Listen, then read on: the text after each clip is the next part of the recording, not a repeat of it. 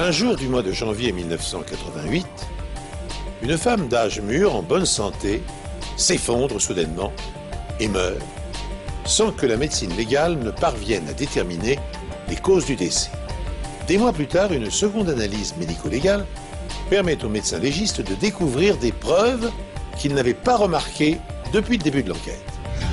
En 1993, 5 hommes sont pris en embuscade sur leur lieu de travail alors qu'ils descendent de leur voiture.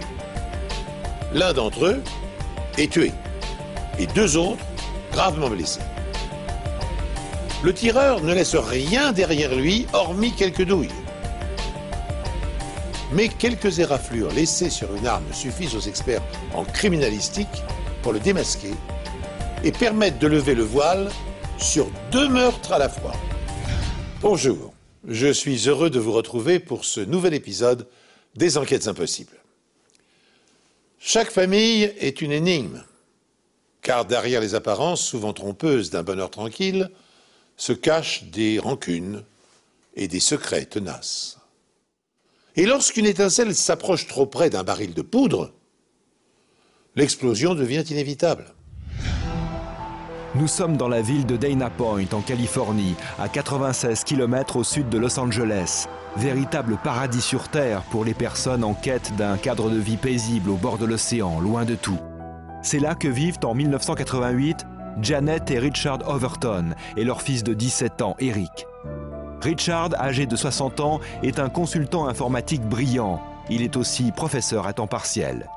Janet, 46 ans, est membre du comité local de gestion des établissements scolaires. Janet était tellement gentille. Elle était toujours souriante et intéressante aussi. La famille Overton habite dans une impasse tranquille. Après 19 ans de mariage, le couple illustre bien le proverbe selon lequel les opposés s'attirent. Alors que Janet, qui s'est arrêtée au lycée, est ouverte et sociable, Richard, lui, a un doctorat et est beaucoup plus réservé. C'était un solitaire, sans aucun doute. Et ça ne me surprend pas du tout qu'il ait été diplômé de l'enseignement supérieur au bout de 3 ans. Il était rédacteur en chef de l'un des journaux du campus. Et comme je disais, il était très doué. Janet est passionnée par son travail au comité scolaire local, qu'elle prend très au sérieux. Elle en a même été la présidente à une époque, mais sa priorité reste son fils, Eric. Son fils lui procurait tellement de joie. Et je sais que l'un de ses buts était de pouvoir lui remettre son diplôme lorsqu'il traverserait les strates du lycée de Dana Hills. Le 24 janvier 1988, Janet et son fils Eric chargent la voiture familiale pour aller passer la journée à bord d'un yacht avec des amis.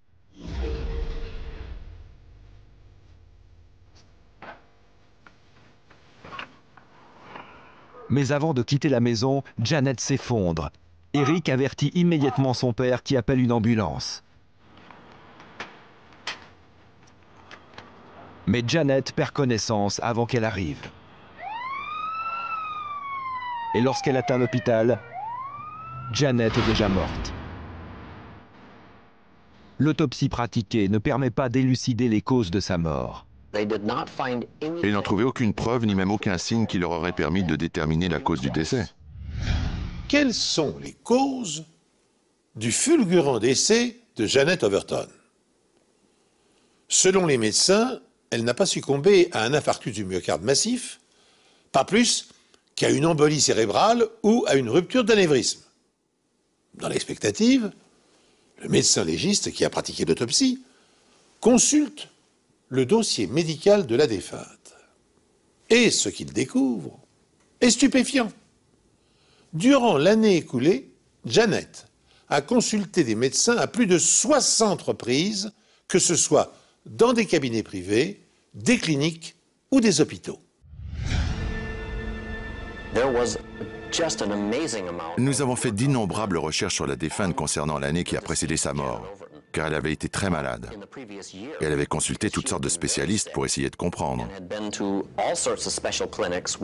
Mais ils n'ont jamais trouvé ce qu'elle avait. Elle se plaignait de douleurs un peu partout. Et on aurait dit que sa peau commençait à s'ulcérer à certains endroits. Janet s'était plainte de plusieurs maux tels que des nausées, des irritations de la peau ou encore une souffrance généralisée. Elle marchait très doucement à l'aide d'une canne. Et elle paraissait vraiment malheureuse. Pour le médecin légiste, la mort de Janet semble tout aussi mystérieuse que les problèmes médicaux qu'elle a rencontrés au cours de l'année passée. L'enquête sur le décès de Janet Overton, âgée de 46 ans seulement, est officiellement classée en instance, ce qui signifie en réalité cause du décès indéterminée. Au cours des 6 mois qui suivent, aucune autre enquête n'est menée sur la mort de Janet. Et ce, jusqu'à ce que le bureau du shérif local reçoive un appel de Dorothy Boyer, qui elle aussi a été mariée à Richard Overton.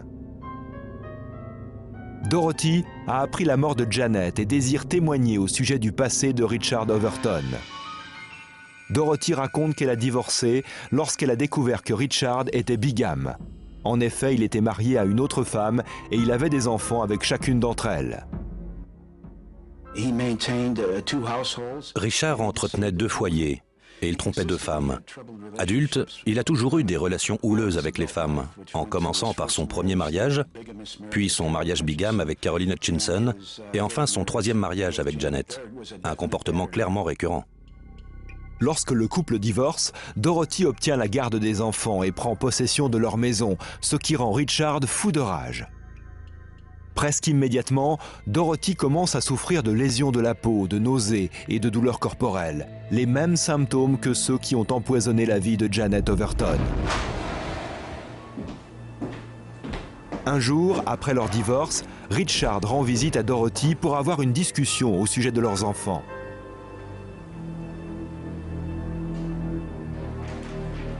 Après son départ, Dorothy remarque que son lait dégage une étrange odeur.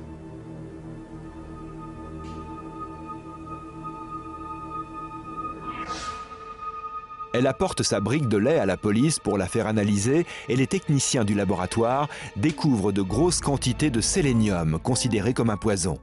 Dorothy accuse alors Richard d'avoir mis du sélénium dans son lait lors de sa visite. Et face aux preuves, Richard reconnaît les faits. En échange de cet aveu, Dorothy n'engage pas de poursuite contre lui. On lui a demandé d'avouer son acte.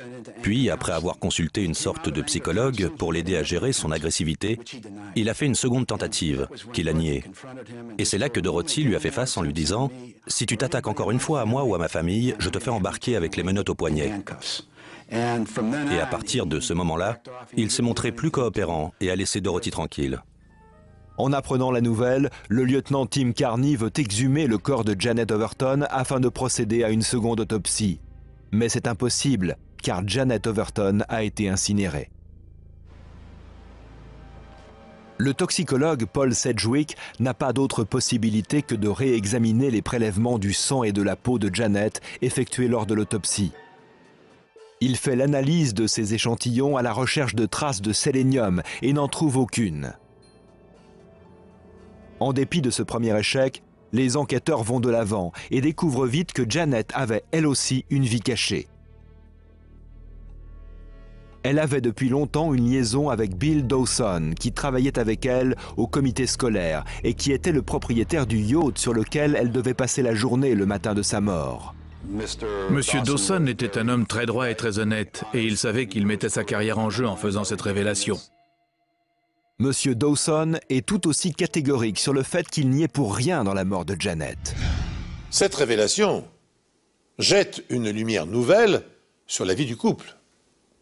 Dans un passé lointain, Richard Overton avait été bigame et avait tenté d'empoisonner sa première épouse, tandis que Janet, qui avait la réputation de passer pour une femme rangée, entretenait une liaison extra-conjugale avec un collègue. N'ayant pas de raison pour l'instant de soupçonner l'amant de la défunte, les enquêteurs préfèrent focaliser leurs recherches sur le mari. Ils obtiennent un mandat pour perquisitionner son domicile et découvrent 133 disquettes informatiques et des dizaines d'agendas annotés de sa main. Un détail intrigue les policiers. Certaines notes ont été rédigées en russe et en espagnol. Overton Avait-il des secrets à cacher à sa femme?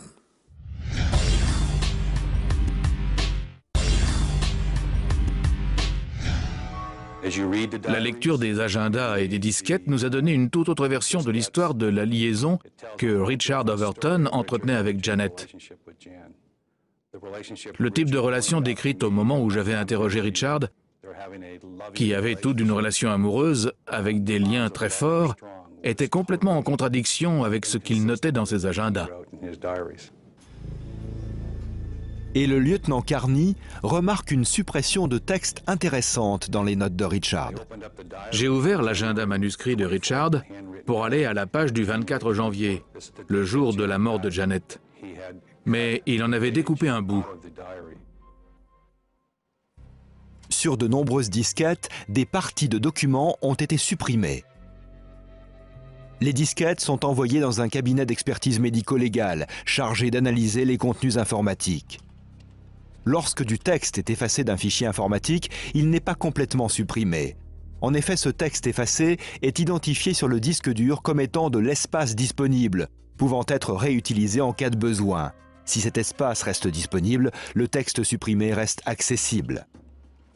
Les informations recueillies sur le disque dur de l'ordinateur de Richard révèlent qu'il savait que sa femme avait une liaison avec Bill Dawson et qu'il était furieux. Et dans l'ensemble, ces écrits retracent la chronique d'une relation extrêmement tendue. Une note de Richard, rédigée environ une semaine avant sa mort, disait « La relation haine-amour entre Janet et moi-même a fait place à une relation de haine pure. Je vais bientôt régler ça. » Certains passages des agendas manuscrits ont été effacés au stylo correcteur, et Tim Carney a le sentiment que des preuves incriminantes peuvent avoir été recouvertes. Les agendas sont envoyés au laboratoire médico-légal afin de trouver un moyen de lire ce qui a été caché. L'expert en analyse de documents nous avait apporté l'agenda pour que nous l'examinions. Et il voulait savoir si nous disposions d'une source de lumière, ici au bureau d'identification, qui soit capable de révéler les données qui se trouvaient cachées sous le liquide correcteur. Maggie Black emploie le laser qui, 10 ans auparavant, était une nouveauté peu utilisée. La procédure était simple. Elle consistait à faire passer la source lumineuse à travers le laser et à la projeter au dos du papier pour essayer de révéler ce qui se trouvait sous le liquide correcteur. Et le procédé est efficace. Certaines de ces notes masquées corroborent bien la gravité des problèmes que connaissait le couple Overton. Je me souviens qu'il décrivait des disputes qu'ils avaient eues et ce qu'elle lui avait dit à propos de ce qui se passait de bien ou de mal entre eux. La relation maritale des Overton s'est graduellement détériorée sur une certaine période. Puis plus rapidement, au point que Janet et Richard Overton n'avaient plus de contact direct. Ils faisaient chambre à part, ils prenaient leur repas séparément. Et elle avait confié à un couple d'amis que dès que son fils Eric serait diplômé, elle plierait bagage. Et il le savait très bien. Les agendas étaient importants, car ils contenaient le mobile du meurtre. Ils nous ont permis de suivre au quotidien la relation entre Janet et Richard. Tout était noté dans ces agendas. Et quand je dis tout, je veux dire absolument tout. Les médecins légistes essuient un sacré revers en ne trouvant aucune trace d'empoisonnement au sélénium dans les prélèvements des tissus de Janet Overton. Des années auparavant, Richard Overton a reconnu avoir mis du sélénium dans le lait de son ex-femme car les modalités financières de leur divorce l'avaient mis en colère. Mais son ex-femme n'a jamais porté plainte contre lui. Cependant, cet aveu d'un premier empoisonnement incite les médecins légistes à examiner une seconde fois les prélèvements tissulaires de Janet Overton. Presque aussitôt, le toxicologue fait une découverte saisissante. Il détecte une odeur d'amande amère. En quelques secondes, l'odeur du cyanure ne m'a pas vraiment accablé, mais je l'ai senti monter. J'étais à 60 ou 90 cm et ça ne faisait aucun doute. C'était du cyanure et en grande quantité. Seule une personne sur 3 est capable de détecter le cyanure de cette façon. Mais il faudrait au toxicologue d'autres preuves que son simple odorat. Et pour ce faire, Paul Sedgwick recherche la présence de cyanure à l'aide d'un test au bleu de Prusse. Des prélèvements des contenus stomacaux de Janet sont dilués dans de l'eau et de l'hydroxyde de sodium. Après avoir ajouté du sulfate ferreux, le mélange est porté à ébullition. En cas de présence de cyanure, le mélange doit devenir d'un bleu très foncé, du nom du réactif bleu de Prusse, et le test est positif. La présence de cyanure dans l'estomac de Janet signifie qu'elle l'a ingéré peu de temps avant sa mort. Puis les toxicologues découvrent autre chose, des traces de cyanure dans les tissus cérébraux de Janet, ce qui indique qu'elle avait déjà ingéré du cyanure auparavant. Des traces de cyanure sont trouvées dans certaines des plantes et formules médicinales que Janet Overton a prises. Et pour s'assurer que l'un des traitements à base de plantes n'ait pas pu provoquer l'apparition du cyanure, Paul Sedgwick analyse toutes les substances qu'elle a prises. Je les ai pulvérisées, je les ai prises fraîches sans les écraser, puis je les ai mises dans des tubes. J'ai ajouté un peu d'acide pour tenter de reproduire l'acidité des contenus stomacaux. Puis, j'ai essayé de les écraser et de les broyer dans l'acide. J'ai essayé de les mélanger de toutes les façons possibles afin de faire ressortir la présence éventuelle de cyanure qui aurait pu se développer à partir de ces composants. Puis je les ai sentis et les ai analysés chimiquement, mais je n'y ai trouvé aucune trace de cyanure dans aucun de ces composants. Mais les rapports signalant que le cyanure peut se développer dans les prélèvements effectués lors d'une autopsie constituent un autre obstacle. Ces rapports signalant que le cyanure se développerait au sein d'organismes dans des prélèvements sanguins effectués post-mortem font effectivement état de quantités mesurables mais qui restent extraordinairement faibles. Avant d'aller au tribunal, les procureurs doivent savoir si le procédé de stockage des prélèvements est à l'origine de la présence du cyanure dans les tissus de Janet et demandent alors que l'analyse soit effectuée par un expert mondialement reconnu. J'ai contacté Scotland Yard, car ils ont plus d'expérience dans les cas d'empoisonnement que nous n'en avons ici aux États-Unis. Je les ai donc appelés en leur demandant s'ils pouvaient me recommander un expert en matière de cyanure, quelqu'un qui travaille exclusivement sur le cyanure. Et ils m'ont indiqué Brian Ballantyne, l'un des plus grands experts au monde en matière de cyanure. L'inhalation ou l'ingestion de fortes concentrations de cyanure entraîne un coma avec des convulsions, une apnée et un arrêt cardiovasculaire, et la mort survient en quelques minutes. À des doses plus faibles, la perte de conscience peut être précédée d'une faiblesse générale, de céphalée, de vertige et d'une gêne respiratoire. Le taux de cyanure trouvé dans les prélèvements sanguins de Janet, 7 mois après son décès, sont de 2 microgrammes pour 100 millilitres de sang. Une dose qui s'est avérée mortelle dans certains cas d'empoisonnement. Et le taux constaté par Brian Ballantyne est plus élevé encore. Mais un doute persiste. Le poison n'est-il pas apparu dans l'échantillon après la mort de Janet? Le docteur Ballantyne doit en avoir la certitude.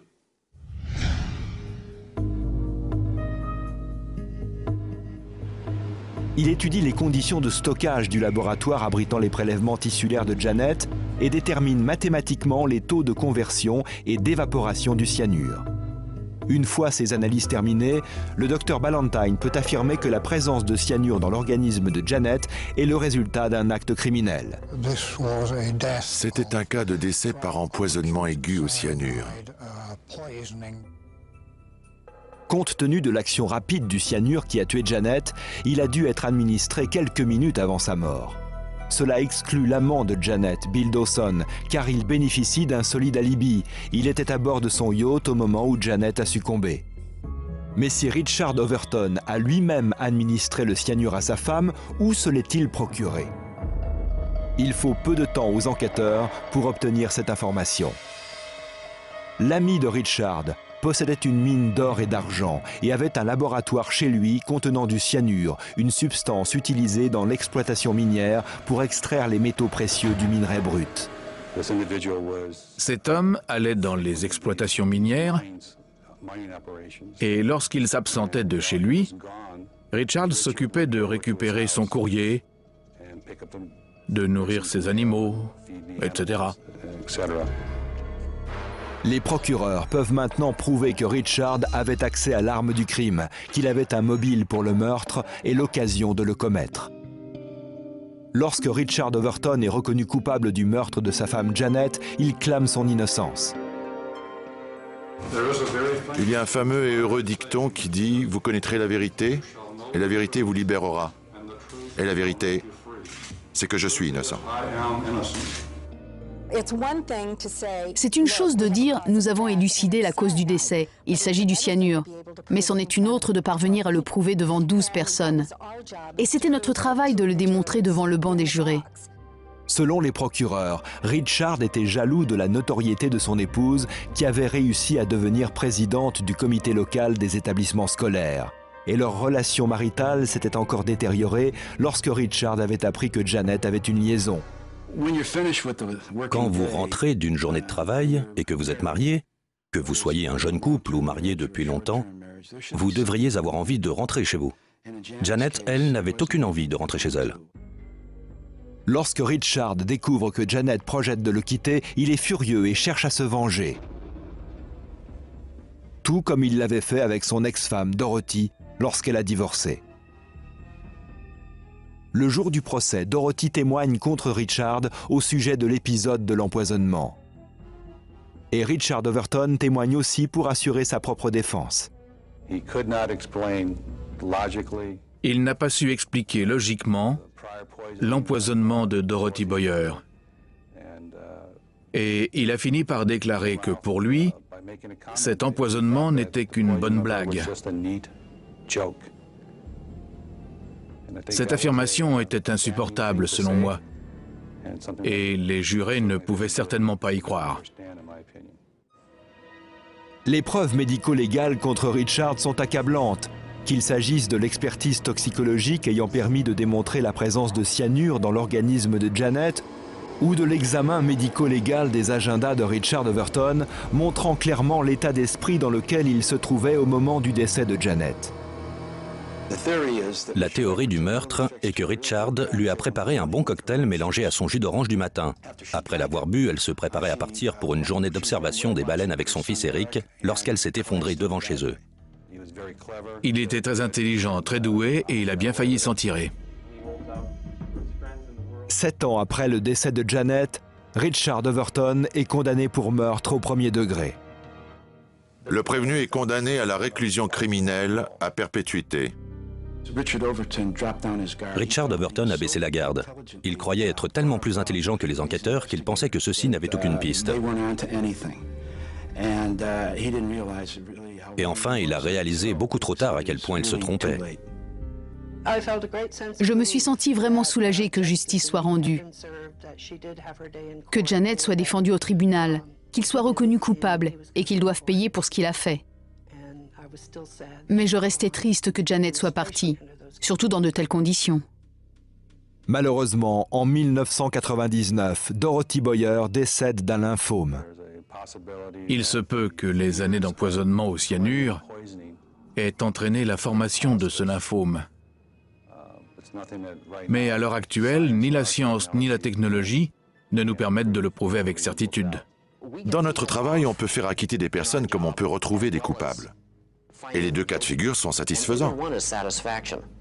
Mais je dois reconnaître que le fait d'identifier un criminel et de le mettre derrière les barreaux procure une immense satisfaction. Il nous fallait démontrer la cause du décès. Et la seule façon de le faire était d'exposer les preuves médico-légales. Et la médecine légale est une science. Ce sont des faits qui ne trompent pas. Il n'y a rien au-dessus de la médecine légale, rien au-dessus de la science. La médecine légale a joué un rôle primordial dans ce procès. C'était une enquête scientifique avant tout. Et si je devais faire une évaluation, je dirais que cette affaire a représenté 90% de recherche scientifique et 10% d'enquête criminelle. Dans cette affaire, la science médico-légale a supplanté le machiavélisme du meurtrier, car Richard Overton a commis 2 erreurs. D'une part, il a cru naïvement qu'en effaçant des plages de ses disquettes informatiques et en recouvrant de liquide correcteur les notes compromettantes consignées dans ses agendas, il parviendrait à dissimuler ses intentions criminelles. D'autre part, il a sous-estimé le désir de vengeance de sa première femme qui a révélé à la police son mode opératoire, puisque 20 ans plus tôt, Overton avait déjà essayé de l'empoisonner à l'aide de sélénium. Sachez encore qu'en 2009, Un accident dramatique a fait grand bruit aux États-Unis quand 21 poneys de polo vénézuéliens ont été foudroyés alors qu'ils s'apprêtaient à disputer un match dans le cadre de l'US Open. Après enquête, il était apparu qu'un empoisonnement au sélénium était à l'origine de cette hécatombe. En effet, à défaut de biodyle, un complément minéral améliorant la récupération des chevaux après l'effort, les responsables de l'équipe vénézuélienne avaient demandé à un laboratoire de produits vétérinaires de fabriquer un produit équivalent. Et trop fortement dosé au sélénium, le médicament terrassa instantanément les animaux. 5 hommes roulent la nuit à bord d'une voiture. L'ambiance est joyeuse et décontractée. Ils regagnent l'entreprise qui les emploie pour suivre une formation en informatique. Pour 2 d'entre eux, leur courte vie s'arrêtera là. Pour les 3 autres, le traumatisme marquera leur chair et leurs esprits de façon indélébile. Miguel Roque a rencontré sa femme sur une plage de Cuba, leur île natale. Le couple s'installe en Floride en 1991, peu de temps avant la naissance de leur premier enfant, une fille.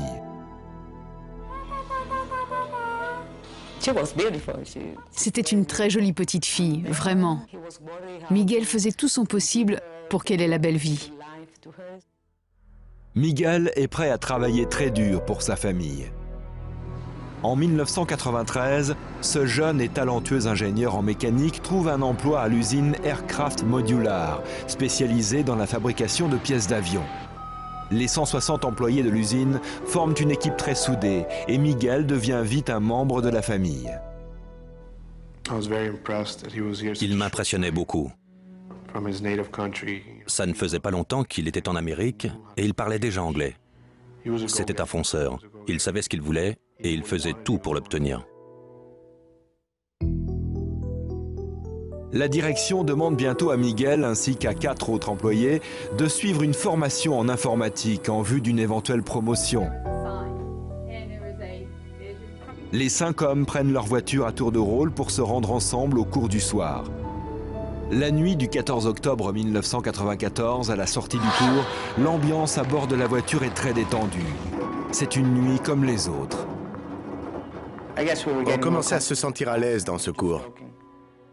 On plaisantait en parlant du boulot et on se racontait des trucs drôles.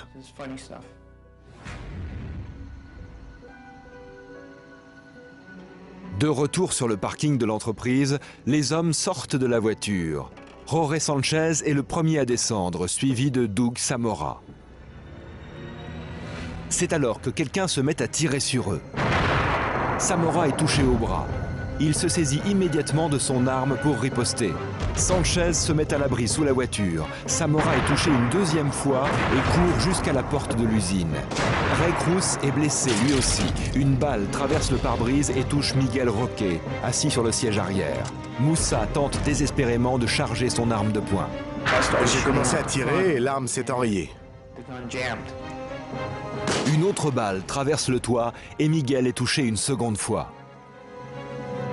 À l'intérieur, les employés tentent de secourir Doug Samora, qui a déjà perdu beaucoup de sang. Pendant que je parlais à Doug, Manso est arrivé par derrière. Alors je me suis retourné et j'ai pointé mon arme sur lui. Manso a failli être victime de la fusillade, lui aussi. Heureusement, Moussa n'a pas pressé la gâchette. Manso est responsable des équipes de nuit. Il est venu à l'aide de ses employés dès qu'il a entendu les coups de feu. Lorsque la police et les services de secours arrivent, il se charge d'abord de Ray Cruz, qui se vide de son sang à l'extérieur de l'usine. Doug Samora est inconscient. Miguel Roque, toujours assis à l'arrière, est déjà mort à leur arrivée sur les lieux.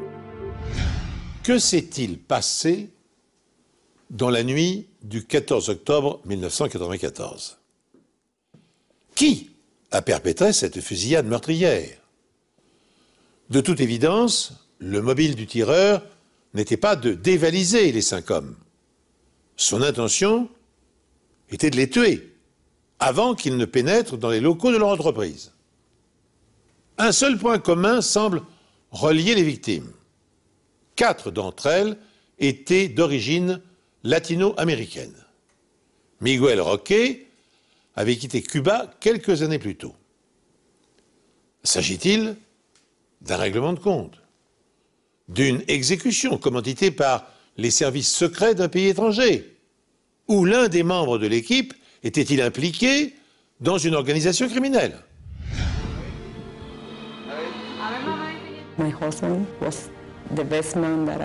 C'était le meilleur homme que j'ai jamais connu. Le meilleur. C'était le meilleur des pères. C'était aussi mon meilleur ami. Et je l'ai perdu. Les policiers chargés de l'enquête découvrent que le tireur était embusqué sur le toit de l'usine et qu'il s'est échappé par l'arrière du bâtiment grâce à une échelle. Les cartouches retrouvées sur le toit indiquent que l'arme du crime est un fusil à canon scié.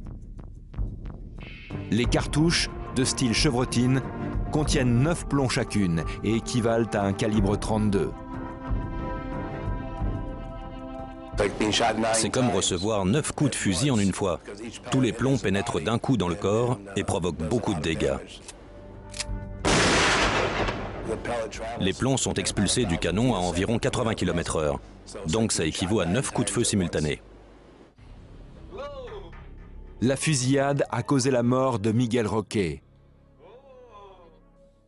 Douglas Samora et Ray Cruz sont encore en vie, mais leur état est critique. Les 2 autres employés, Jorge Sanchez et George Moussa, sont indemnes. J'étais en colère parce qu'il s'agissait de mes collègues. Ils étaient sous ma responsabilité et quelqu'un leur avait fait du mal. J'étais vraiment en colère. Je tenais absolument à ce qu'on retrouve le coupable. Les enquêteurs pensent d'abord qu'il pourrait s'agir d'un employé mécontent ou récemment licencié. L'un des responsables déclare avoir vu 2 ou 3 hommes à bord d'une Cadillac blanche sur le site de l'usine, le soir de la fusillade. Cet élément est d'autant plus troublant que l'une des victimes, Ray Cruz, est vaguement impliquée dans une affaire en rapport avec la mafia. L'un des membres de la famille de Ray Cruz était sous protection policière parce qu'il devait témoigner contre de gros trafiquants de drogue qui avaient fait assassiner certains témoins à charge.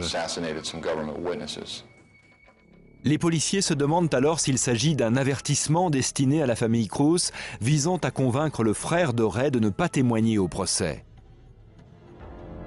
Alors qu'ils commencent à explorer cette piste, une femme résidant juste derrière l'usine les contacte pour leur dire qu'elle a trouvé une arme dans sa cour. En voyant tous ces policiers dehors, elle s'est dit que c'était plus prudent de rester à l'intérieur. Le lendemain matin, en sortant nourrir ses chats, elle a vu le fusil et a appelé la police. Il n'y a aucune empreinte sur l'arme et le numéro de série a été effacé. Les policiers n'ont donc aucun moyen de retrouver son propriétaire. On appelle ça un fusil de malfrat parce qu'on peut facilement le cacher sur soi. Pour ça, il suffit d'enlever la plaquette et une partie du canon. Afin de vérifier si c'est bien l'arme du crime, Thomas Quirk procède à une étude balistique. La plupart des armes à feu comportent des rayures à l'intérieur du canon qui laissent des traces caractéristiques sur les balles. Mais les fusils ont des canons lisses. Les canons lisses ne laissent aucune trace sur les plombs. Et sans ça, on ne peut pas les identifier. On peut seulement identifier les douilles. Lorsque le coup part, les douilles sont repoussées en arrière par l'expansion des gaz et viennent frapper contre la culasse. Ce genre d'arme à feu laisse une marque sur l'amorce de chaque douille.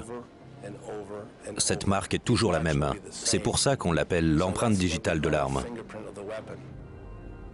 Une comparaison au microscope démontre que l'empreinte balistique du fusil à canon scié correspond à celle retrouvée sur les douilles sur le toit de l'usine. Mais ce fusil ne correspond pas au type d'arme utilisé par les membres du crime organisé. Ces gens-là préfèrent se servir d'armes de poing plus précises pour être sûrs d'atteindre leur cible du premier coup. Le fusil est une arme assez précise, mais plus la distance augmente, plus les projectiles dévient de leur trajectoire, et on n'est pas sûr de toucher la cible.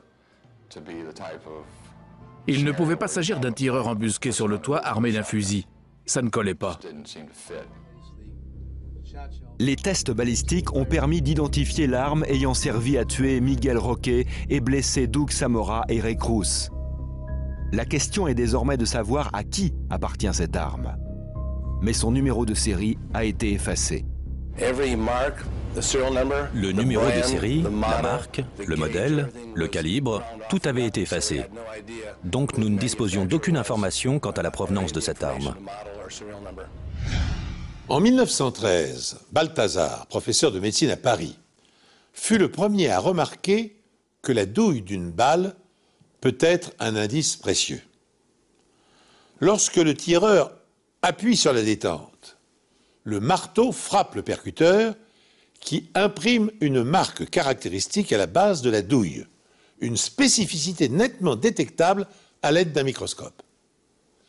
D'abord répertoriées de façon empirique, les marques distinctives de chaque modèle d'arme font aujourd'hui l'objet de fichiers informatisés. Les systèmes cibles en France, IBIS ou DrugFire aux États-Unis permettent ainsi d'élucider chaque année des dizaines de meurtres commis par arme à feu.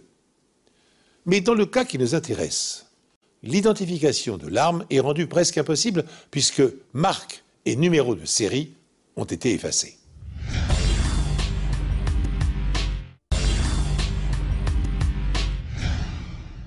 La première étape consiste à déterminer la marque et le modèle du fusil.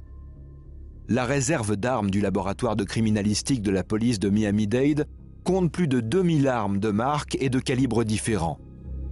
Après examen, les spécialistes pensent qu'il s'agit d'un Remington 870. Ils le comparent donc à celui entreposé dans leur réserve. Ça s'est avéré être un fusil à pompe Remington calibre 12. On en trouve beaucoup par ici. En fait, même nos policiers en sont équipés. Le Remington 870 est l'un des modèles les plus vendus aux États-Unis. On en compte des millions à travers tout le pays. Le tireur savait qu'il serait impossible pour les enquêteurs de retrouver le propriétaire de cette arme sans numéro de série. Mais il ne savait pas de quoi était capable le labo de criminalistique. La loi veut que toute arme vendue sur le territoire américain soit estampillée d'un numéro de série. Ce numéro répertorié lors de la vente permet de remonter par la suite jusqu'à son propriétaire si besoin est. Quand on grave le numéro de série sur l'arme, le métal est compressé et devient plus dur à cet endroit. C'est là tout le secret de la reconstitution des numéros de série. Quirk commence par lisser la zone en question à l'aide d'une ponceuse. Il y applique ensuite une couche d'acide très corrosif. Le lissage de la surface assure une répartition régulière de l'acide. Mais l'endroit où le métal a été compressé lors de l'impression du numéro de série est plus dense. C'est pourquoi il résiste à l'action de l'acide.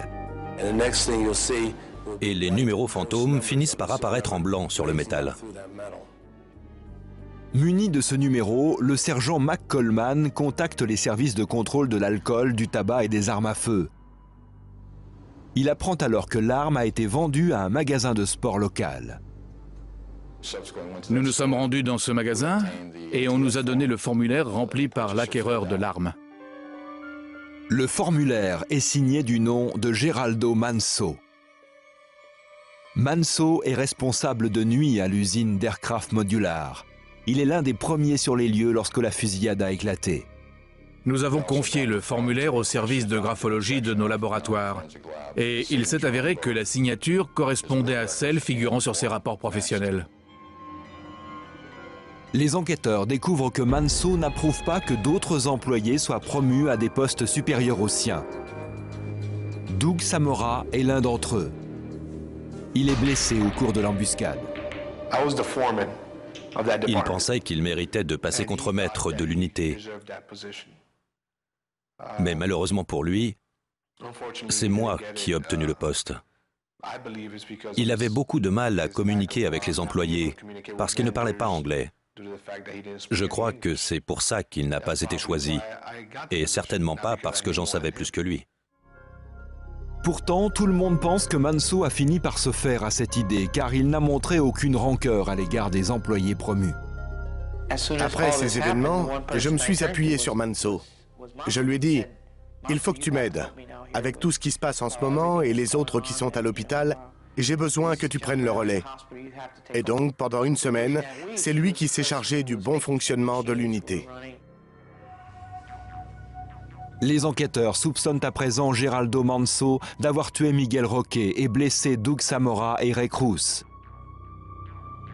L'arme du crime retrouvée dans la cour d'une voisine est un fusil à canon scié. Et c'est après avoir reconstitué le numéro de série que la police a découvert qu'il en était le propriétaire. Il se trouve également que Manso figure déjà dans les archives de la police. En cherchant ses antécédents, on s'est aperçu qu'il avait été mêlé à l'homicide d'un certain monsieur Gutiérrez en 1991.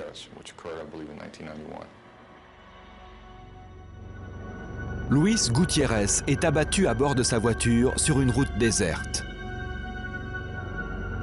Manso est interrogé par les enquêteurs car sa femme a eu une liaison avec Gutiérrez.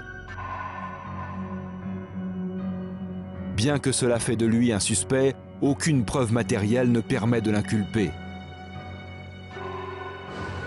En étudiant ce dossier, le sergent McCollman constate que l'arme du crime est un fusil. Manso est alors convoqué au poste de police pour un interrogatoire. Après avoir répondu à quelques questions, il accepte de se soumettre au détecteur de mensonges. On lui demande alors s'il sait qui a tiré sur ses collègues et si c'est lui qui a tué Miguel Roque. Évidemment, il a répondu qu'il ne savait pas et qu'il n'avait tué personne. Mais le détecteur indiquait clairement qu'il mentait. Confronté au résultat du test, Manso s'effondre et avoue. Il ajoute qu'il a manqué sa véritable cible et qu'à la place, il a tué son meilleur ami, Miguel Roque. Il a dit aux enquêteurs qu'il était bouleversé par la mort de Miguel Roque, parce que ce n'était pas lui qu'il visait. C'était son seul ami dans l'entreprise. En fait, il voulait abattre Jorge Sanchez et George Moussa. Je crois que son seul regret était d'avoir tué la mauvaise personne. À part ça, il n'a exprimé aucun remords. Manso est également interrogé au sujet de l'assassinat de Luis Gutiérrez. Il a dit « Ah oui, il y a 2 ans, j'ai tué l'amant de ma femme avec le même fusil. » Geraldo Manso a avoué les 2 meurtres. Celui de Luis Gutiérrez, l'ex-amant de sa femme, et celui de son collègue Miguel Roque. Il est également inculpé de tentative d'homicide sur les 4 autres employés de l'usine, dont 2 ont été grièvement blessés. La frustration et la jalousie l'ont poussé à commettre cette agression préméditée. Comme Manso ne parlait pas anglais, il n'a pas été convié aux séances de formation. Alors il s'est senti menacé sur le plan professionnel et frustré à l'idée que d'autres personnes soient promues et pas lui. Et il s'est mis à leur en vouloir. Il en veut tout particulièrement à ses supérieurs, George Moussa et Jorge Sanchez, pour ne pas lui avoir offert de promotion. Il reste après la fermeture et se sert des machines de l'usine pour scier le canon de son fusil et effacer le numéro de série.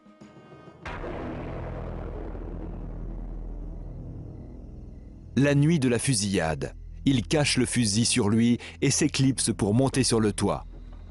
Là, il se met à tirer sur ceux qui font obstacle à son avancement.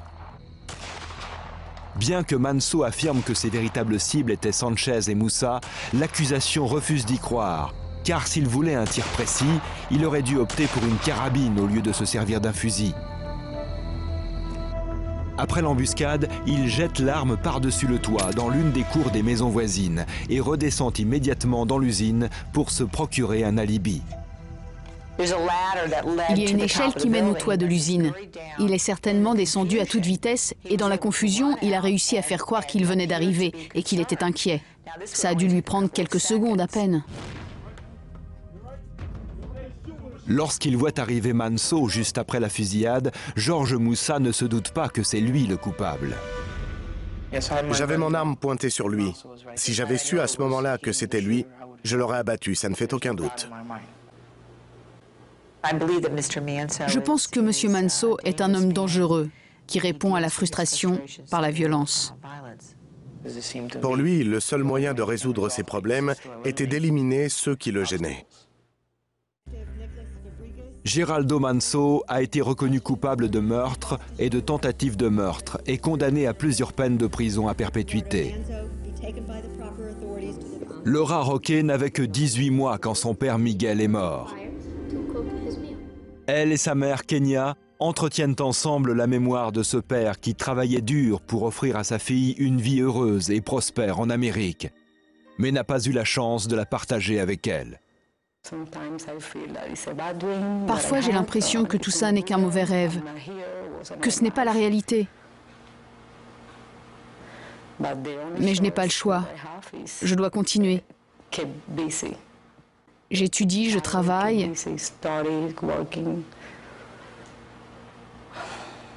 Je fais un maximum de choses pour m'occuper l'esprit et éviter d'y penser.